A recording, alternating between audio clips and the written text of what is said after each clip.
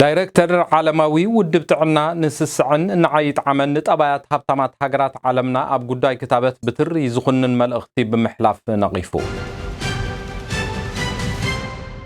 ሃገራት ቱርኪ ሩስያን በብዝሒ እሱራት ከም ቀዳሞት ሃገራት ኣብ ኤውሮጳ ኮይነን ሽወደን ከኣ ዝተሓተ እሱራት ዘለዋ ሃገር እያ ተባሂላላ ካብ ስቶክሆልም ዝመደበሩ ማዕከን ዜና ሃርሞኒ ንሎሚ 12 ሚያዝያ 2021 ዝተዳለወ መሰናዶ ዜና ቀንዲ ኣርእስታቶም ብምቅዳም ጀሚርና ኣለና ጥዕና ሃበለይ ተኸታተልቲ መደብና ካብ ስቱድዮ ምስንዳእ ዜና ሃርሞኒ መሓር ብርሃሜ ናብ ዝርዝር ዜና ክመርሐኩም ሰናይ ምክትታል ዳይሬክተር ዓለማዊ ውድብ ጥዕና ዶክተር ቴድሮስ ኣድሓኖም ገብረየሱስ እተን በሃብትን ጸጋታት ዓበይቲ ሃገራት ዓለምና ዝኾና ኣብ ዝለበዳ ንምምካት ዝግበር ዘሎ ልዑል ናይ ምርብራብ እዋናት ክታበት ብዝምልከት ሒዘንኦ ዘለዋ ናይ ስስዕን ዓይት ዓመን ጥራይ ዝብል ጠባይ ከም ዝኾነ ድሕሪ ምምልካት ንዝተጎዳኣ ዓቕሚ ንዝሰኣና ሃገራት ንምሕጋዝ ዝተኣትዎ ቃል ብግብሪ ኣይተሰነየን ብምባል ተሪር ነቐፌታ ኣቕሪቡ መሰረት መግለጺ ዶክተር ቴድሮስ ሰብ ጸጋ ሃገራት ነቲ ኣብ ትሕቲ ውድብ ጥዕና ዓለም ንድኻታት ሃገራት ምዕሩይ ምክፍፋል ክታበት ንኽህሉ ክሕግዝ ተባሂሉ ዝቆመ ማዕከን ኮቫክስ ኣብ ውሽጢ ሓደ ዓመት ኣታው ክኸውን ዝግብኦ ዝነበረ ን190 ሃገራት ክባጻሕ ዝነበሮ 2 ቢልዮን ብልቃጥ ክታበት ዝተመደበሉ ሸቶ ከም ዘይወቕዕን ዛጊት 38 ሚልዮን ክታበት ጥራይ ኣታው ስለ ዝተገብረ ን100 ሃገራት ጥራይ ተኸፋፊሉ ከም ዘሎ ኣረዲኡ ዝቃ ሃብታማት ሃገራትን ዝኣተኦ መብጽዓብ ዘይምትግባረን ዘሎ ክታበት ንባዕላተን ቀዳምነት በመሃብ ዝመጸ ሳዕቤን ምዃኑ ኣብቲ ዶክተር ዝዘርግሖ ነቐፌታዊ መግለጺ ኣመልኪቱ ኣለው ኣብ መላ ኤውሮጳ ዝርከቡ ኣብያተ ዕዮ ሰብ መዚ ፖሊስ ብሓባራ ብዝገበርዎ ሓባራዊ ስራሕ ተሰርሲሩን ተጠሊፉን ዝተረኽበ ዝተፈላለዩ ጉጅለታት ገበን መልእኽቲ ዝለዋወጥሉ ዝነበሩ መመርመሪ ኤንክሮቻት ድሕሪ ምቅልዑ ስዒቡ ኣብ ዝሓለፈ ሰሙን መጀመርያ ኣብ ሽወደን ዝተጀመረ ዓብ መስርሕ ፍርዲ ኣንጻር ጉጅለ መርበብ ቮርቢ ሎሚ ሶኒ እውን ቀጺሉ ውዒሉ ከም ዘሎ እቲ ቤት ፍርዲ ኣብ ናይ ሎሚ ውዕሉ ዝሓለፈ ሰሙን ብኣኽባር ሕጊ ኣብ ልዕልቶም 30 ሰባት ዝተመስረተ ክሲ ዝቐረበ መረድእታት ምርኩስ ብምግባር ክሱሳት ቃሎም ክህቡ ተገይሩ ከም ዘሎ ኣኽባር ሕጊ እውን ነቲ ዝቐረበ ቴክኒካዊ መረዳእታ ንደያኑ ኣብ ምብራህን ዝኣመሳሰሉ ንጥፈታት ከም ዝወዓለ ካብቲ መጋባእያ ዝወፀ ጸብጻብ ሎሚ ኣፍሊጡሎ እቶም ካብ ጭውያ ስጋብ ፈተነ ቅትለት ካልእ ዘይሕጋዊ ንጥፈታትን ተዋፊሮም ከም ዝነበሩ ፖሊስ ዝጠርጠሮም ሰባት ንዝቐረበሎም ክስታት እኳ እንተነፀግዎ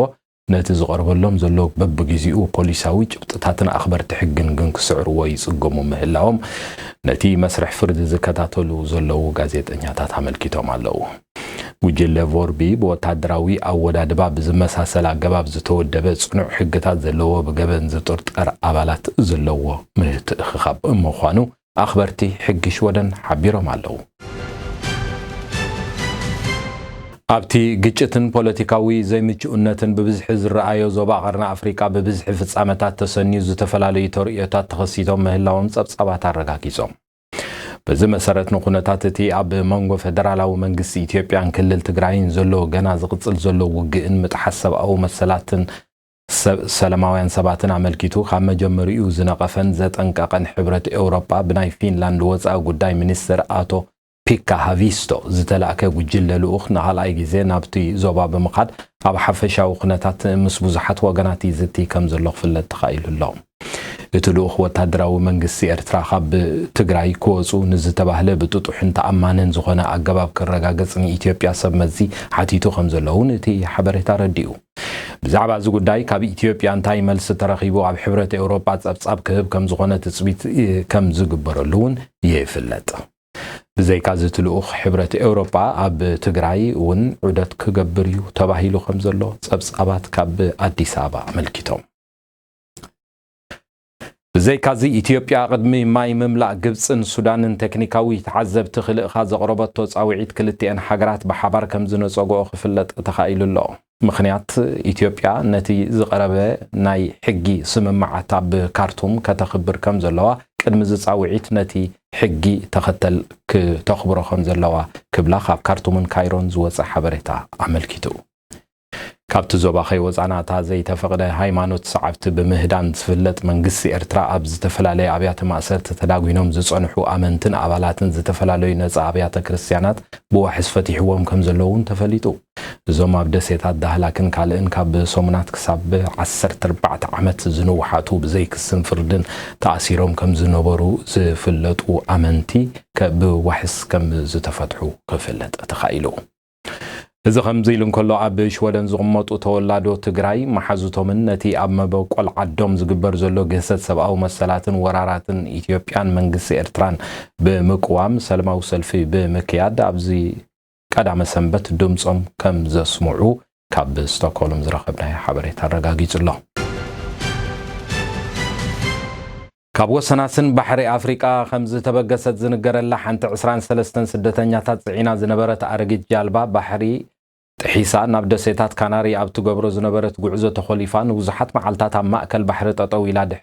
ብድሕሪ ዘሕለፈቶ ኣሸጋሪ ኩነታት ብኣባላት ሓለዋ ባሕሪ እስጳኛ ብዝተገብረ ዳህሳስ ሄሊኮፕተር ምስ ተረኣየት ኣብ ዝተገብረ ስርሒት መድሓን ነፍሲ ኣብታ ጃልባ ካብ ዝነበሩ ሰባት እቶም 4 ህይወቶም ከም ዝሓለፈን ካልኦት ንህይወት ዘሰክፍ ኩነታት ጥዕና ስለ ዝጸንሑ ኣብ ሕክምና ከም ዝተዓቆቡን ክፍለጥ ተኻኢሉ ኣሎ ዝተረፉ 16 ሰባት ቅልል ዝበለ ሕክምናዊ ረድኤት ተዋሂቦም ናብ ኣኽበርቲ ሕጊ ተመሓላሊፎም ከም ዘለዉ ካብ ማድሪድ እስጳኛ ዝተረኽበ ሓበሬታ እዚ ሰሙን ኣመልኪቱ ኣብ ቦሮስ ዝተባህለ ሽወደናዊ ከተማ ዝመደበሮም ብመገዲ ኢንተርኔትን ድኳናትን መመልክዕን መማዕረግን ኣገልግሎት ዝውዕል ብዕንቁ ዝተሰርሐ ናይ ክሳድን ኣእዳውን እዝንን ጌጻት ዝሸይጥ ትካል እቲ ብዕንቁ ዝተሰርሐ ቁሑ ሓደገኛ ብዝኾነ መርዛም ንጥረ ነገር ዝተሰርሐ ዕንቁታት ክሸይጥ ብምርካቡ ካብ ዕዳጋታት ደው ክብል ከም ዝተገብረን እቶም ዋናታት ትካል ከዓ ብጥሕሰት ብከላ ከባቢ ካልኦት ተተሓሓዝቲ ጥዕናዊ ጉዳያት ተጠርጢሮም ከም ዘለዉ ክፍለጥ ተኻኢሉ ኣሎ በዚ መሰረት ካብ ሰለብስ ዝተባህለ መርበብ ሓበሬታ ኣብ ከተማ ቦሮስ ካብ ዘሎ መኽዘኖምን ናይ ጌጻጌጽ ዕንቁታት መደብር ዝተገዝኡ ንብረት ኩነታት ኣብ ምክትታል ክንደይ ዝኣክል ኣብ ኢድ ዓማዊል ከም ዝኣተወ ይጻረይ ከም ዘሎ በዓል መዚ ምክትታል ከባብያዊ ብከላ ሽወደን ሓቢሩ ኣሎ እቲ በዓል መዚ ብዝሓለፈ ሰሙናት ኣትሒዙ ኣብ ዝተፈላለዩ መሸጣ ዕንቁታትን ካልእ ናይ መመላኽዒ ናውትን ቁፅፅር የካይድ ከም ዘሎ ዝረኸብናዮ ሓበሬታ ኣመልኪቱ ኣብ ሃገራት ኤውሮጳ ብዝተፈላለየ ምኽንያት ብዝሒ ናይቶም ኣብ ኣብያተ ማእሰርቲ ዘለዉ ሰባት ብዝምልከት ኣብ ዝግበር ዘሎ ኤውሮጳዊ መጽናዕቲ ሃገራት ሩስያን ቱርክን ኣብ ቀዳማይ ደረጃ ከም ዝተሰርዓ ጸብጻባት ኣመልኪቶም እቲ ካብ 100,000 ኣብ ነፍስ ወከፍ ሃገር ተቐማጦ ክንደይ ሰብ ኣብ ቤት ማእሰርቲ ኣለዉ ዝብል ሕቶ ዝመለሸ መጽናዕቲ በብደረጅኡ ብዝሒ እሱራት ኣብ ነፍስ ወከፍ ሃገር ዘርዚሩ ከም ዘሎ እቲ ሓበሬታ ረዲኡ በዚ መሰረት ሽወደን ካብ 100,000 ህዝባቶም 67 ሰባት ጥራይ ኣብ ቤት ማእሰርቲ ከም ዘለዉ እዚ ከዓ እቲ ዝውሓደ ቁፅሪ ኣብ ኤውሮጳ ከም ዝኾነት መጽናዕቲ ኣረጋጊጹ ኣብ ቱርኪ ካብ 100,000 ህዝቢ ተቐማጦ ኣብ ቱርኪ ቶም 357 ሰባት እሱራት ብምዃን ቀዳመይቲ ሩስያ ከዓ 356 እሱራት ብምምዝጋብ ካልኣይቲ ኮይነን ከም ዘለዋ እቲ ኤውሮጳዊ ፖርታልን ዝተባህለ መርበብ ሓበሬታ ብዘርግሖ ሓበሬታ ኣረጋጊጹ ኣሎ ሓበሬታ ካብ ሃርሞኒ ሚድያ ትካል ዜና ሃርሞኒ ሚድያ መደባቱ ብምስፋሕ ብጠለብን ጻውዒትን ኩሎም ተኸታተልትናን ደገፍትናን ፈነወ መዓልታት ዜናታት ብምስፋሕ ዝስዕብ ሓደሽቲ ናይ ዜና መዓልቲ ፈነወ ኣተኣታቲና ከም ዘለና ነበስር ብዘይካቲ ሶሉስ ብዘይካቲ ሶኒ ረቡዕ ዓርቢ ዝፍኖ ዝነበረ ናይ ዜና መደብ ሶሉስን ሓሙስን ከዓ ብድምፂ ጥራይ ዝፍኖ ሓፀርቲ ዜናታት ዘካተተ ናይ ዜና መደብ ከምኡውን ካብ ስቱድዮ ቴሌቪዥን ሃርሞኒ ክፍኖ ዝጸንሐ ኣብ ሰሙን 3 መዓልቲ ብምግፋሕ ኣብ ካብ ዕለት 18 ሚያዝያ ጀሚሩ ሰንበት ዝፍኖ ሓድሽ ናይ ዜና ፈነወ ክንጅምር ምዃንና ነበስረኩም ብምሕዳር ሃርሞኒ ሚድያ ተከታተልዎ ዘለኹም ኣብ ስቶክሆልም ዝመደበሩ ኤውሮጳዊ ማዕከን ዜና ሃርሞኒ እዩ ካብዚ ብምቕጻል ብሓጺር ዝተዳለው ዜናታት ከቕርበልኩም እየ ደጊመ ሰናይ ምክትታል